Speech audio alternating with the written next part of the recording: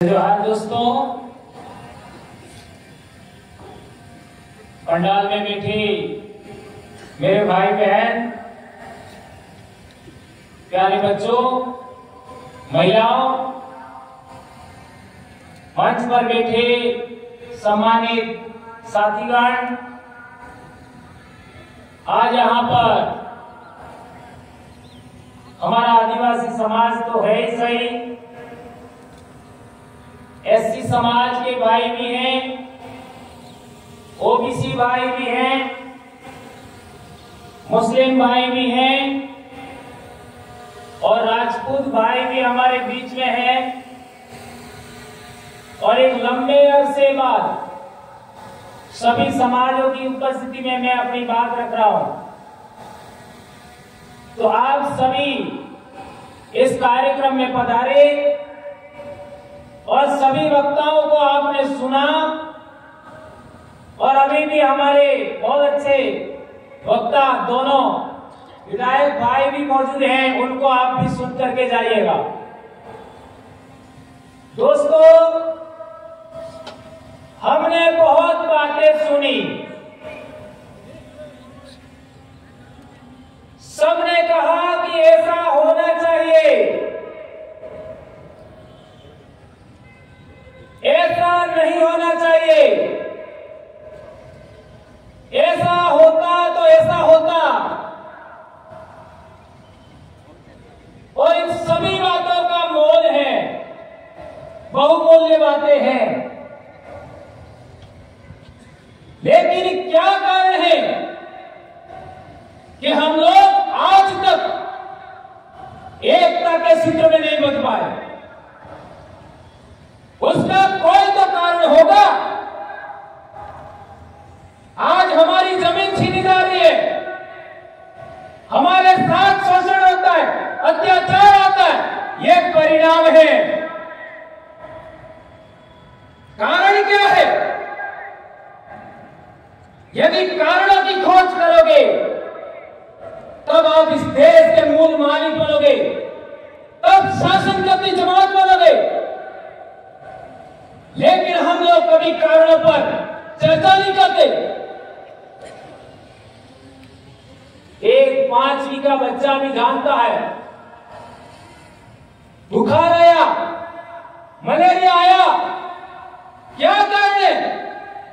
तो वो जानता है मच्छर के काटने से आया।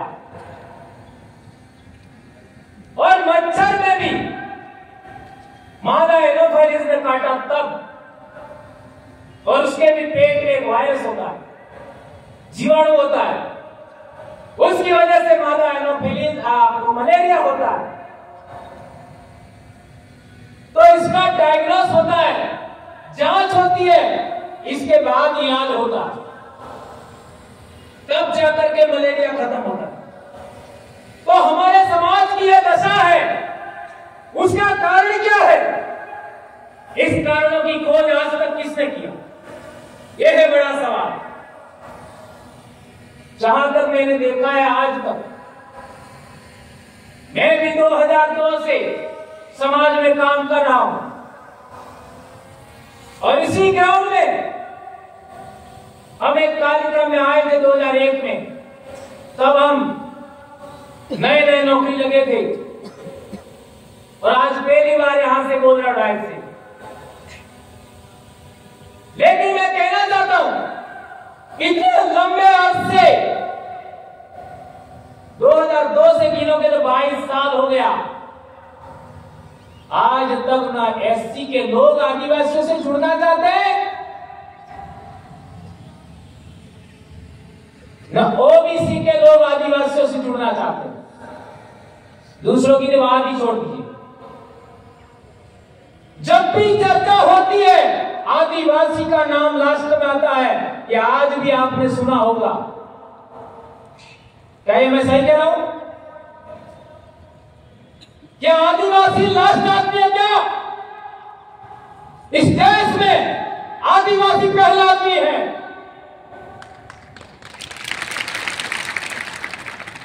आदिवासी समाज पहला समाज है और सभी समाजों की समस्या का निराकरण करना है तो उसका इलाज भी आदिवासी के पास है। ये बात सोचनी पड़ेगी, समझनी पड़ेगी। देश में जब भी आरक्षण की बात आती है तो एससी समाज आंदोलित होता है,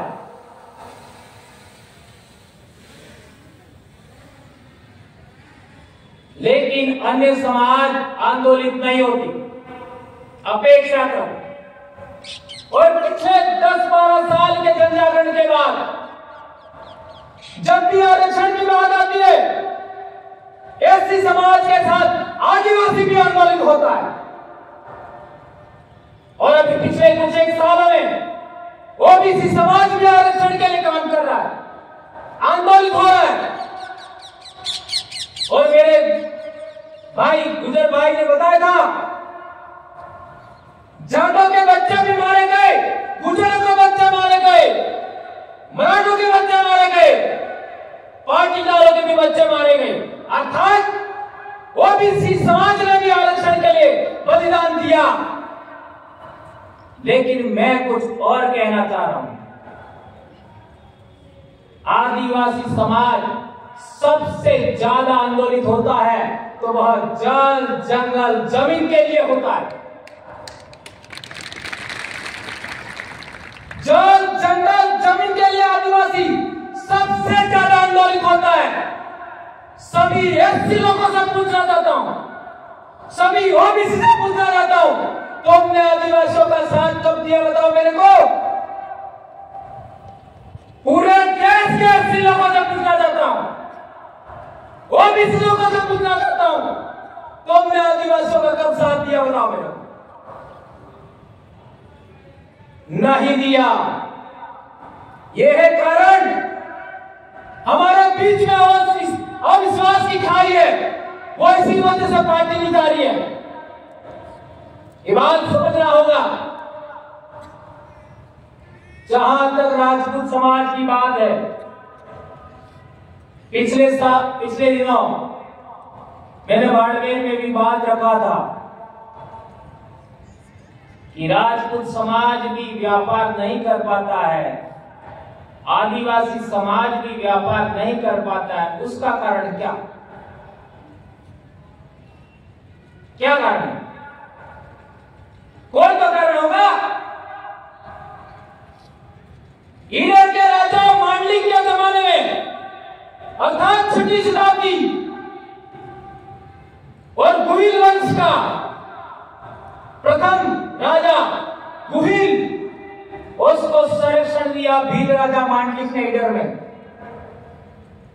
उस जमाने से राणा प्रताप तक भीलों ने साथ दिया। क्या ये बात सही है, गलत है? लेकिन 1818 में रजवाड़ों ने जब अंग्रेजों से संधि किया, आदिवासियों की सलाह नहीं ली, और इस वजह से आदिवासी अपने स्वाधीनता के लिए आंदोलित हुए। और इसी आंदोलन को रोकने के लिए मेवाड़ भील कोर का गठन किया गया और हमारे खेरवाड़ा क्षेत्र में बटालियनें बनाई गई। और इसके बाद आप लोगों ने देखा होगा 1881 का जुलेब का आंदोलन, 1913 का मानगढ़ आंदोलन, 1922 का पांचदरिया का आंदोलन और 1922 का ही लिलुड़ी भट्टी का आंदोलन में हमारे हजारों लोग मारे गए। उस समय में किसने साथ दिया?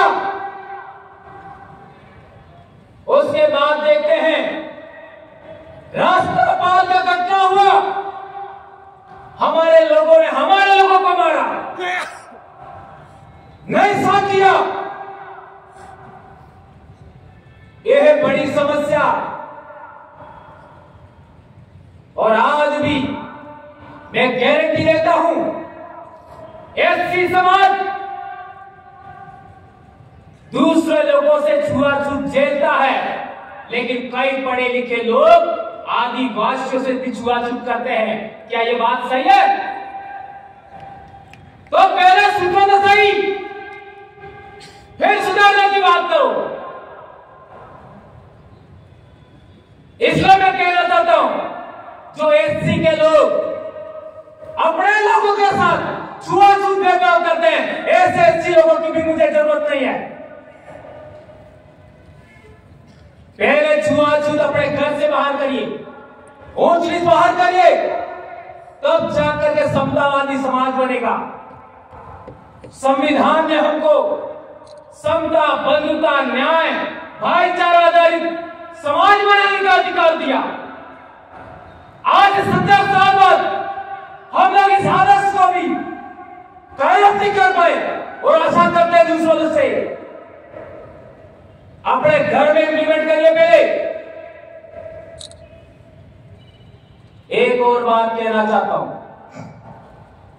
एससी समाज से हमारा रिश्ता क्या है, ओबीसी समाज से हमारा रिश्ता क्या है, राजपूत समाज से हमारा रिश्ता क्या है।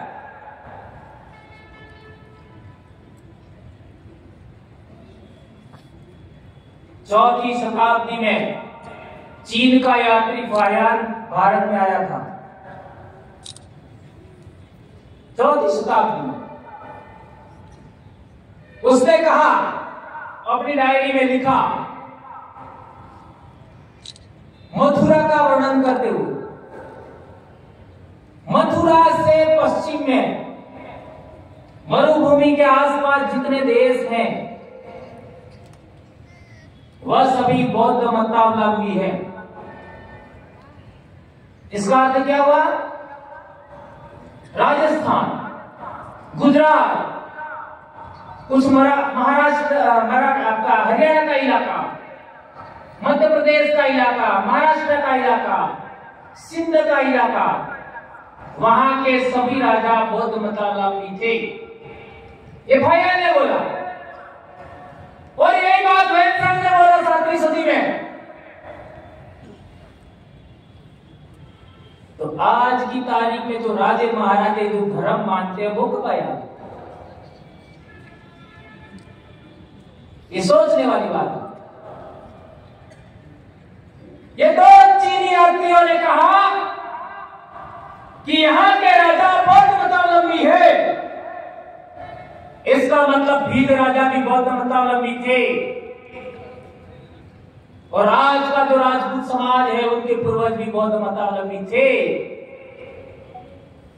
इसलिए आज देश भर में मूल निवासी क्षत्रिय महासंघ बना है। छात्र धर्म की बात हो रही है, यह अभूतपूर्व और क्रांतिकारी कदम है दोस्तों।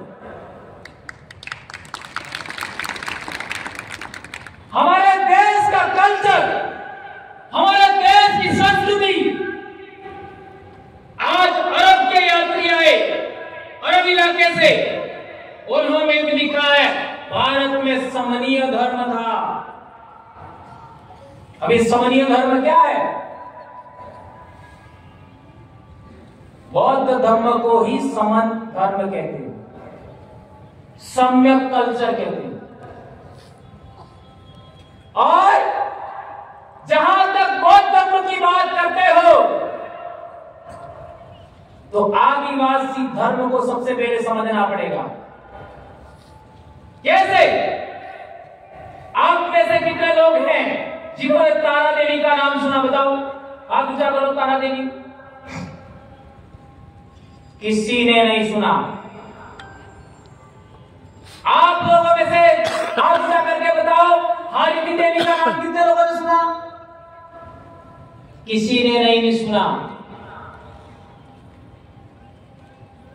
यह है बड़ी समस्या। तारा देवी बौद्ध देवी है, वज्रयान शाखा की, और इसी को आज की तारीख में काली देवी भी कहते हैं। कितना नाम सुना? अब तो पता होगा ना। इसका इतिहास हमें जानना होगा। अर्थात आज जो काली देवी है वह बौद्ध धर्म की वज्रयान शाखा की देवी है और उसका वास्तविक नाम है काला देवी। अब दूसरा बात है हारीति देवी। राजपूत समाज में भी, एससी समाज में भी बहुत सारे लोग हैं, बहुत सारे वंश हैं, वो कहते हैं कि हम हारीति के वंशज हैं, मानव गोत्र के वंशज हैं। कौन थी हारीति देवी? हारीति देवी को जब विंध्याचल पर स्थापित किया गया तो उसी को विंध्यवासिनी कहा गया, उसी को ही विजासन देवी कहा गया और उसी को ही विजाहन कहा गया। अब बताओ कितनों ने नाम सुना ये? मैं परमार हूं, मेरी कुलमताई विजाहन है, अर्थात मैं हारीति का वंशज हुआ। और आप अपना अपना पता कर लेना। अभी हमारे भाई बोल रहे थे कांति भाई, वो रोज थे, रोज ताबियाड, भाभोर, भाभर, एक गोत्र के लोग हैं, वो आज की तारीख में भेड़ माता की पूजा करते हैं, वो कुल देवी मानते हैं। भेड़ माता का वास्तविक नाम आज भी हमारे लोग हारेण माता ही बोलते हैं। और ये हारेण माता, ये वह भी हारीति का ही नाम है, वो भी हारीति के वंशज है। दो हुए, दो बड़े गोत्र। तीसरा, जितने भी खराड़िए, उनकी कुलमताई क्या है? कुंवारी अम्बा।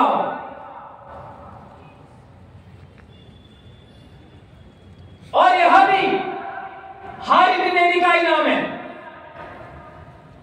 और यह जगदम्बा नाम उनको दिया गया, वो गौतम बुद्ध ने दिया गया था। हारीति का नाम जगदम्बा गौतम बुद्ध ने दिया था। और कई सारे राजपूत समाज भी हारीति के उपासक है। और इसी के अंदर उदयपुर के जो राजे महाराजे थे, उनको भीलों ने साथ क्यों दिया, यहीं पर इतिहास निकलेगा। लेकिन इसका आज मैं जवाब नहीं दूंगा। क्या कारण था? अभी कच्चा गड़ा है, थोड़ा और पक्का हो जाए।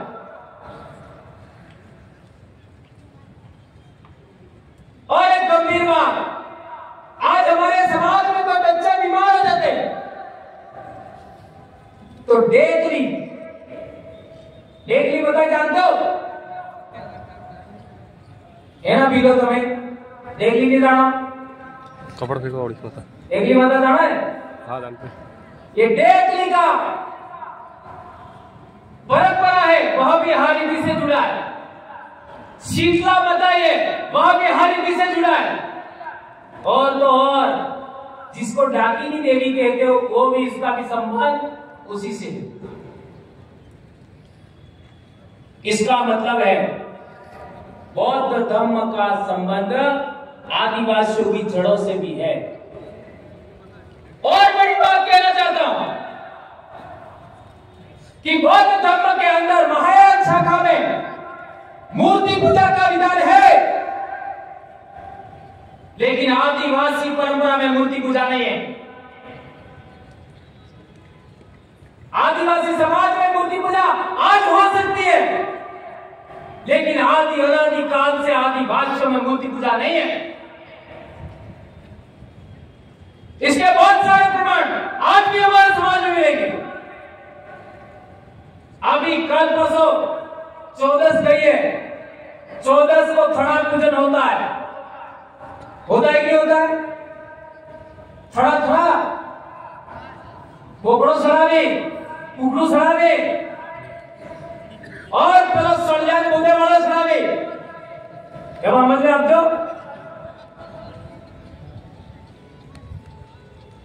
और पेड़ों के नीचे आपका पत्थर रख करके पूजा करते हैं, उसको झारखंड में सरना बोलते हैं। इसके लिए एक और रेफरेंस देना चाहूंगा। जो लोग नगमा है,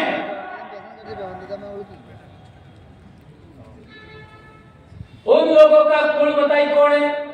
इब्राहिम।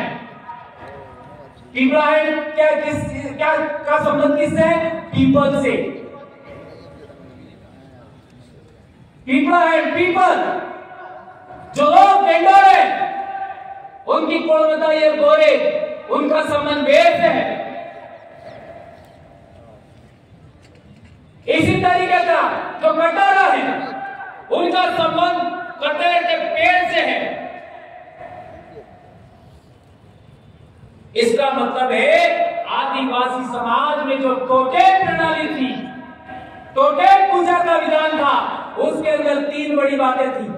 पहला, एक कोई पेड़, दूसरा कोई पक्षी, और तीसरा कोई जानवर। तो आदिवासी परंपरा में जो पेड़ों की उपासना था, उसी से कुलमताइयों की पूजा शुरू हुई, उपासना शुरू हुई। यह आदिवासियों का गोत्र टोटेम वंश परंपरा का भाग है, इतिहास है।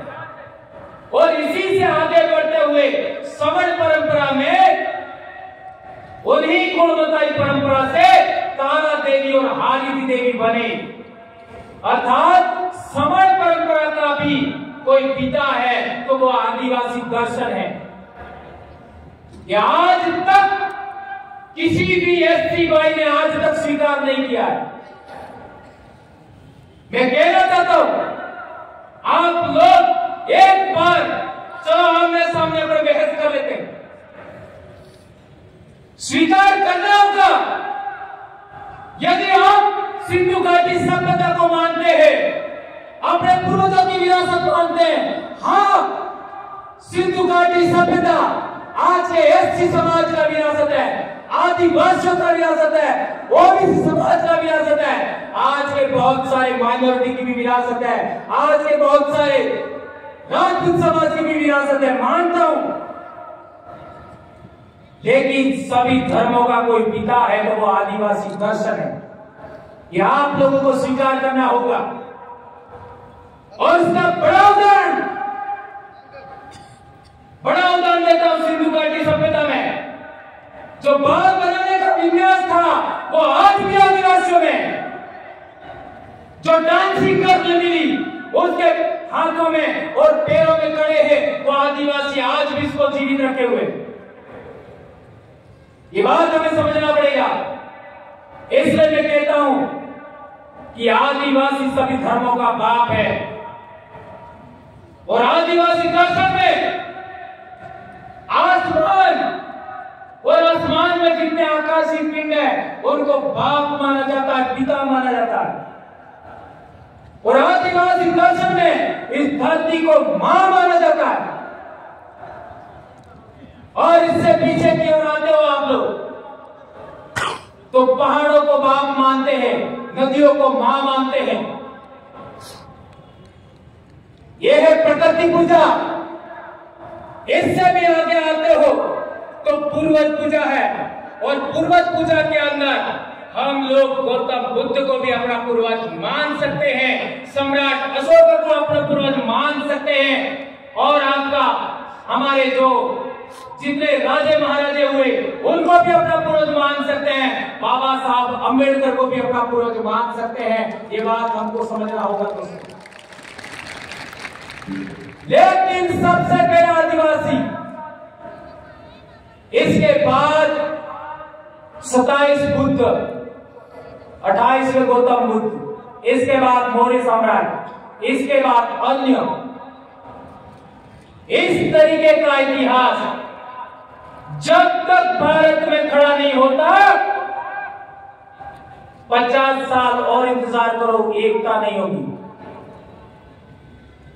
क्योंकि सच्चा ट्रैक पकड़ा ही नहीं है, सच्चा ट्रैक पकड़ा ही नहीं। हम लोग भी अपने अंदर छुआछूत नहीं छोड़ा, आपका भेदभाव नहीं छोड़ा। इसका जीता जागता नमूना है। एक और उदाहरण लास्ट में, हमारे लोग बारिश के दिनों में साटा आब्बा वे कई ना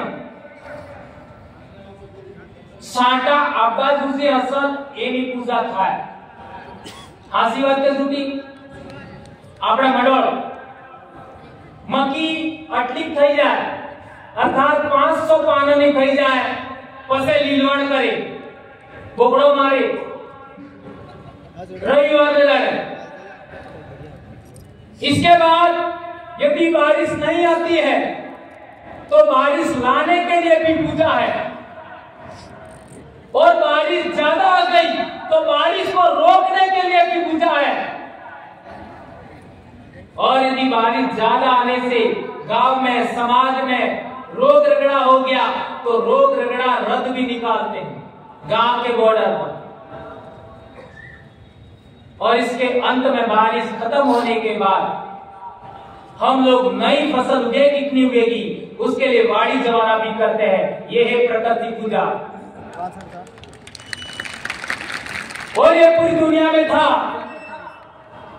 वर्षा की पूजा, बादल की पूजा, बिजली की पूजा, हवाओं की पूजा,